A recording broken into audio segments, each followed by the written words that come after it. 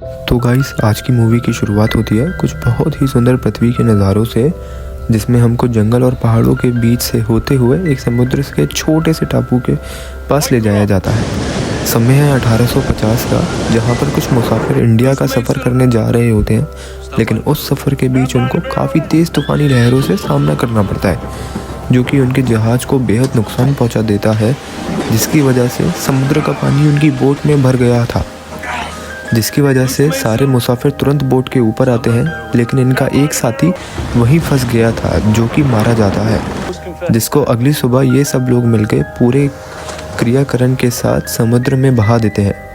लेकिन कल के हादसे के बाद जितना भी खाना था वो सब खराब हो चुका था और इनकी बोट भी काफ़ी ज़्यादा टूट गई थी, जिसकी वजह से ये सब लोग डिसाइड करते हैं कि इनको सबसे जल्दी जो भी टापू मिलेगा वहाँ रुकना पड़ेगा, जिससे कि ये अपनी बोट को रिपेयर कर सकें। लेकिन अभी भी इनको समुद्र के अलावा कुछ और नज़र नहीं आ रहा था। दूसरी तरफ हम मिस्टर मुनरो को देखते हैं, जिनका ओहदा इस बोट पे सबसे ज़्यादा होता है, इसलिए सभी उनकी बहुत इज्जत करते हैं। मुनरो सभी को पूरब की ओर देखने को कहते हैं, जहाँ शायद से ज़मीन का एक टुकड़ा है, जिसको देख के ये सब लोग काफ़ी ज़्यादा खुश हो जाते हैं और अपनी बोट को जल्दी से उस तरफ मोड़ लेते हैं। लेकिन वो उस टापू के ज़्यादा नज़दीक नहीं जा सकते हैं, क्योंकि फिर उनकी जो बोट है वो उस टापू से वापस पानी में नहीं आ सकेगी। इसी वजह से ये लोग अपनी छोटी बोट से वहाँ पहुँचते हैं, लेकिन मुनरो अपने घोड़े पे बैठ के उस टापू पे आते हैं, जो देख के सब लोग हंसने लगते हैं। मिस्टर मुनरो अपने घोड़े के बिना कहीं भी नहीं जाते थे, वो सब लोग इस टापू की खूबसूरती को देखते ही रह जाते हैं। उसी बीच मिस्टर मुनरो को झाड़ियों के बीच एक लड़की दिखती है, जो कि ये संदेश देता है कि इस टापू पे और भी इंसान रहते हैं। दरअसल ये लड़की केपास नाम के एक कबीले की साथी है, जिनका यहाँ सदियों से रहना है। वो जब मुनरो के घोड़े को देखती है तो उसे काफ़ी प्रभावित होती है, क्योंकि आज के पहले उस लड़की ने घोड़ा नहीं देखा था। लेकिन इतने में उस कबीले के और भी साथी आते हैं, जो कि मुनरो को देख के एक लुटेरा समझते हैं, इसलिए कबीले वाले उससे आक्रोश दिखाते हैं। लेकिन इतनी ही देर में मुनरो के और भी साथी आते हैं, जिसमें से एक साथी को उन कबीलों वालों की भाषा आती थी। तो वो जो साथी था वो उन कबीलों वालों को समझाता है कि हम यहाँ सिर्फ लकड़ी और कुछ खाना लेने आए हैं, हमारी बोट ख़राब हो गई है, जैसे ही सही होगी हम लोग यहाँ से चले जाएंगे, आप लोगों को घबराने की कोई भी ज़रूरत नहीं है, हम लोग आपको कोई भी नुकसान पहुँचाने नहीं आए हैं। जो सुन के उस कबीले के लोग वापस चले जाते हैं। उसके बाद मुनरो भी अपने साथियों के साथ किनारे पे आ जाता है, जहाँ पे मुनरो का साथी उसको के पास कबीले के बारे में समझाता है कि इस कबीले के लोग बहुत ही एग्रेसिव होते हैं, लेकिन हमने अगर इनको परेशान नहीं किया तो ये हमें बिल्कुल भी नहीं परेशान करेंगे। इसके बाद मुन्नो अपना टाइम बिताने के लिए कुछ स्केचेस बनाने लगता है, तभी उसको कुछ शोर की आवाज़ आती है। जैसे ही वो उस शोर के पास जाता है, तब वो कुछ कबीले वालों को आपस में ही लड़ता हुआ देखता है, और वहीं पर वो देखता है कि उस लड़की को भी मारने पे ये लोग तुले हुए हैं, जो इस लड़की से वो शुरू में मिला था। वो जल्दी से वहाँ जाके उस लड़की की मदद करता है, लेकिन तभी वहाँ सरदार आता है और इन लोगों से कहता है, तुम लोगों ने मेरे बेटे को काफ़ी कुछ सिखाया, लेकिन ये लड़ाई हम लोगों की है और इसलिए तुम इधर से चले जाओ और तुम्हारा इधर से जाना ही बेटर रहेगा। लेकिन मुनरो को पता था कि अगर वो इधर से गया तो ये कबीले वाले उस लड़की और उसके भाई को मार देंगे।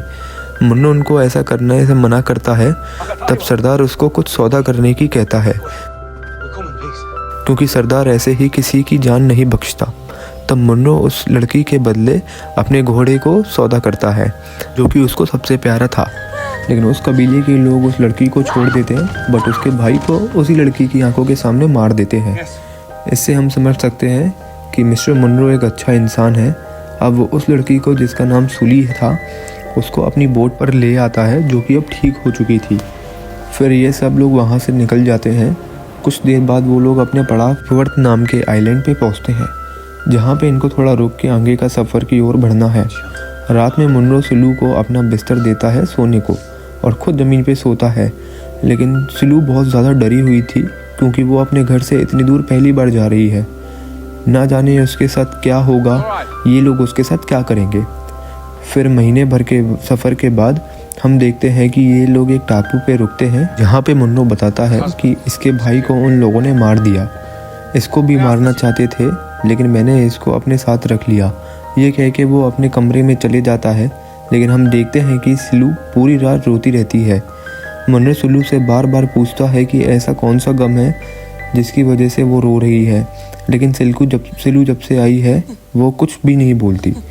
सिलू के सो जाने के बाद मुन्नो सिलू के घाव में मलहम पट्टी करता है। अगली सुबह वो उस टापू पे रह रहे एक व्यापारी परिवार के घर डिनर के लिए जाते हैं और जब उसकी सुबह आँख खुलती है तो वो देखता है कि सिलू बेहोश पड़ी है। ये देख के वो एक औरत को बुलाता है जिसका नाम एंजल था। वो उसको पूरी बात बताता है, जिसको सुन के एंजल सिलू का इलाज करती है। अगले दिन सिलू को होश आ जाता है, जिसको देख के मुन्नो काफ़ी ज़्यादा खुश होता है। अब एक सुबह वो कुछ आवाज़ सुनता है जहाँ वो देखता है कि एक कबीला है जिसका सरदार आया हुआ है, इसको यहाँ के लोग लूना कह के बुला रहे हैं। मुन्नो को कोई अंदाज़ा नहीं था कि ये सरदार इस कबीले में यहाँ क्यों आया है, लेकिन जब वो सिलू को उस सरदार के पास रोते हुए जाते देखता है तो वो समझ जाता है कि ये सिलू के पिताजी हैं। पर के पास कबीले के लोगों ने उसको लड़ाई के दौरान बंदी बना लिया था और सालों साल इसके साथ बदसलूकी करते रहे। आज अपने पिता को देखने के बाद सिलू खूब रोती है और अपने दर्द बताती है। सरदार अपने साथ के पास कबीले के 3 लोगों को लेकर आया था, जिसको वो सिलू को बदले के लिए उनको मार देता है। इसके बीच एंजल सरदार से कहती है कि ये मुन्नो से अच्छे मालिक है, इसने आपकी बेटी को के पास के लोगों से बचाया है और सिलू यहाँ पे सुरक्षित है। ये सुनकर सरदार सिलू को अपने साथ लेके नहीं जाता, लेकिन वह कबीले के एक आदमी को यहाँ छोड़ जाता है जो कि सिलू की देखभाल करेगा। तो दोस्तों, इन कबीले वालों के बीच अक्सर लड़ाइयाँ होती हैं, जिसकी वजह से इनकी औरतों पे कई अत्याचार होता है, जिसकी वजह से इन कबीलों की औरतों को कभी कोई से कबीले और कभी कोई से कबीले में रहना पड़ता है। इसी वजह से एंजल ने सिलू को इधर ही रोकने का प्रस्ताव दिया, क्योंकि सिलू इधर ही सबसे ज़्यादा सुरक्षित है। इसके बाद सिलू भी इस कबीले के तौर तरीक़ों में ढलना शुरू हो गई। उसको एंजल काफ़ी सारी चीज़ें सिखाती है। इसी बीच मिस्टर मुन्नो ने दोनों कबीले वालों को किताबें खरीद के दी ताकि वो कुछ पढ़ और लिख सके। तभी हम लोग देखते हैं कि सिलू के कबीले से जो आदमी आया था उसे एक लड़की से बहुत ज़्यादा प्यार हो जाता है। दोनों चुप चुप के मिला करते हैं। तभी हम देखते हैं कि रात में ये सब लोग पार्टी कर रहे थे और तभी सिलू की नज़र जाती है कि उसका एक साथी को किसी ने बड़ी ही बेरहमी से मार के बाहर फेंक दिया है, जो चीज़ वो मुन्नो को भी दिखाती है। वो लड़का बहुत ही नाजुक हालत में था, जिसको देख के मुन्नो लोगों पे बहुत चिल्लाता है, क्योंकि उस लड़की की जिम्मेदारी इन्हीं लोगों के ऊपर है। लेकिन उन सबका कहना था कि वो लोग इसके बारे में कुछ भी नहीं जानते। उसकी अगली सुबह हम देखते हैं कि उन्हीं के कबीले का एक लड़का भी बहुत बुरी कंडीशन में घायल है, इस पे किसी ने जानलेवा हमला किया है, जो देख के सब घबरा गए। इसका जिम्मेदार सिलू को समझने लगे, क्योंकि ज़रूर ये सब कपीस कबीले के लोगों का काम होगा। जब सिलू देखती है कि वो लड़का सही नहीं हो रहा, तब सिलू मुन्नो को बताती है कि मुझे एक ऐसी जगह पता है जहाँ पे इसका इलाज हो सकता है, लेकिन वहाँ तक पहुँचना हर किसी के बस की बात नहीं है, क्योंकि रास्ता बहुत ही ज़्यादा खतरनाक और लंबा है। लेकिन मुन्नो को उस लड़के की जान किसी भी हालत में बचानी थी। जिसके बाद अगली सुबह उस लड़के की माँ मुन्नो को मिलने आती है और अपना घोड़ा मुन्नो को दे देती है ताकि वो उस लड़के को वहाँ ले जा सके। मुन्नो एक कार्ड बना के सिलू और एंजल के साथ वहाँ के लिए निकल जाता है। सिलू मुन्नो और उस लड़की को रास्ता बताती है जहाँ धीरे धीरे ये लोग चलते हैं।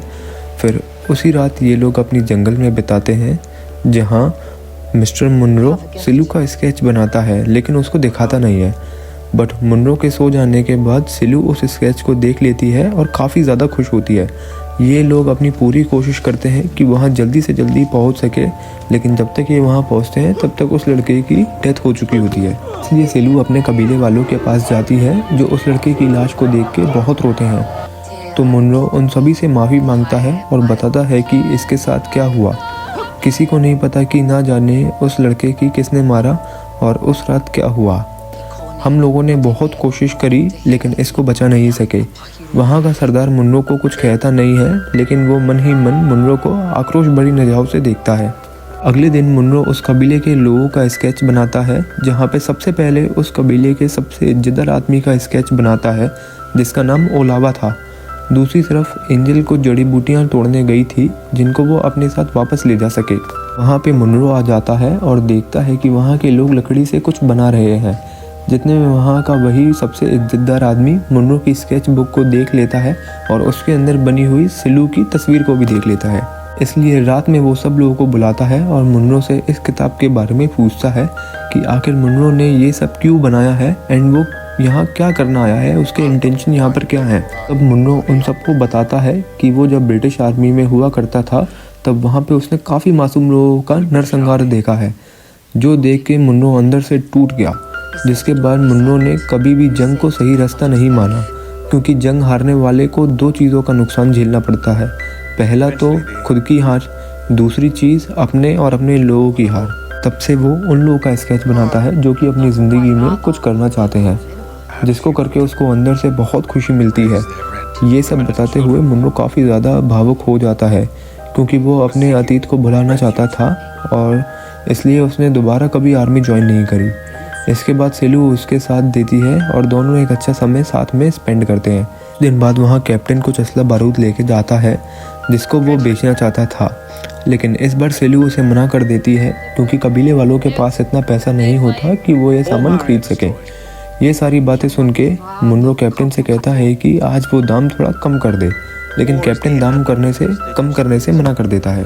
मुन्नो सरदार के पास जाके उनको बोलता है ये असला बारूद खरीद के कोई फ़ायदा नहीं है, कब तक आप लोग एक दूसरे के लोगों का खून बहाओगे और एक दूसरे के लोगों को मारते रहोगे, जंग से किसी का भी फ़ायदा नहीं होता। जो सुन के सरदार कहता है कि ठीक है, यही बात जाके तुम बाकी कबीले के लोगों को समझा दो, अगर वो मान जाएं तो हम लोग कभी जंग नहीं करेंगे। मुन्नो कपास के लोगों को ये चीज़ समझाने निकल जाता है, लेकिन इसमें काफ़ी ज़्यादा खतरा था, क्योंकि कपास के लोग काफ़ी खतरनाक होते हैं और वो किसी लोगों पे दया नहीं करते, खासकर कि उनका सरदार। फिर मुन्नो और कैप्टन साथ में शिप लेके निकल जाते हैं कपास के कबीले के लोगों के पास, जहाँ मुन्नो देखता है कि उसकी शिप पे सिलू भी आ गई है, जो देख के मुन्नो सिलू पे बहुत ही ज़्यादा गुस्सा करता है, क्योंकि उस कबीले में सिलू का जाना बहुत ही ज़्यादा डेंजर है, क्योंकि वहाँ के लोग सिलू से काफ़ी ज़्यादा नफरत करते हैं। सफ़र के बाद ये कपास कबीले में पहुँच जाते हैं, जहाँ हम देखते हैं कि कैप्टन सरदार के बेटे से मिलता है और उसको बंदूकें दिखाता है एंड अपना ऑफ़र देता है। दूसरी तरफ हम देखते हैं कि मुन्नो सरदार के पास जाता है, जिसको देखते ही सरदार मुन्नो को पहचान जाता है और सरदार को बताता है कि मैं लूना कबीले से शांति का प्रस्ताव लेके आया हूँ। मुन्नो बोलता है उन्होंने आपके लिए एक तोहफा भी दिया है, जो सुन के सरदार बहुत हंसता है और कहता है तुम्हें पता है ये ज़मीन हमारे खून पसीने की है और तुम कह रहे हो हम उनको माफ़ कर दें, जो कि कभी नहीं हो सकता।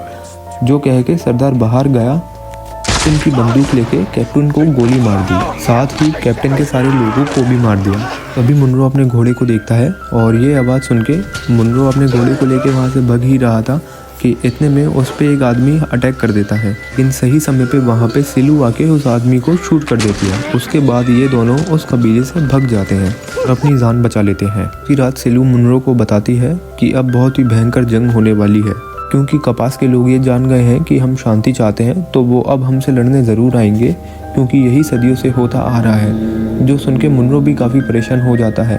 सुबह जैसे ही सिलू अपने पिता के पास पहुंचती है, वो उन्हें सारी चीज़ें बता देती है, जिसके बाद सिलू के पिताजी अपनी पूरी सेना तैयार करते हैं। तभी हम देखते हैं कि वह लड़की जिसका नाम एंजल है और मुन्नो दोनों इस जंग में शामिल होंगे। कुछ देर बाद दोनों कबीले आपस में जंग का ऐलान करते हैं, लेकिन मुन्नो की सूझबूझ से वह लोग काफ़ी आगे रहते हैं, क्योंकि जंग शुरू होते ही वो लोग घास जला के धुआं कर देते हैं, जिससे कि कपास कबीले के लोगों को दिखना बंद हो जाता है। और उसी समय पे वो लोग गोलियां चला के आधे से ज़्यादा कपास कबीले के लोगों को ख़त्म कर देते हैं। इसी बीच हम देखते हैं कि एंजल को भी एक गोली लग चुकी है और वो वहीं पे अपनी दम तोड़ देती है, जिसके बाद मुन्नो को काफ़ी ज़्यादा गुस्सा आता है और वो भी जंग में शामिल हो जाता है। जिसके कुछ देर बाद हम देखते हैं कि ये लोग जंग जीत चुके हैं।